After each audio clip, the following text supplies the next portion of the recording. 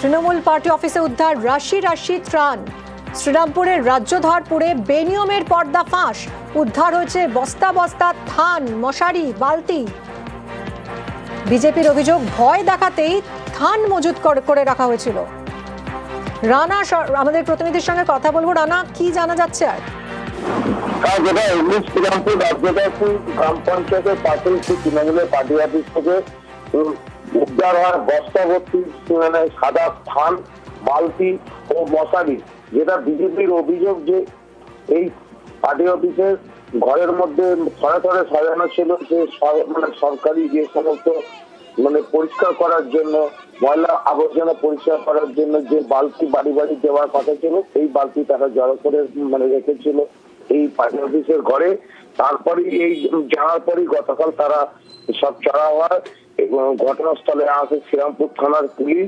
ইতিমধ্যে পুলিশ তদন্ত শুরু করেছে। আচ্ছা, ধন্যবাদ রানা। যারা দীর্ঘদিন বিজেপি পার্টি করে এসেছি, এই 2026-এ যদি ওরা পুনরায় ক্ষমতা আসতেন, আমাদের বাড়ির মহিলাদের সারা ধানটা উপহার দিতেন।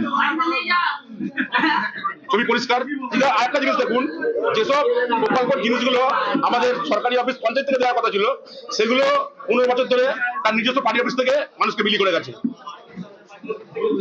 দীর্ঘ 15 বছর ধরে।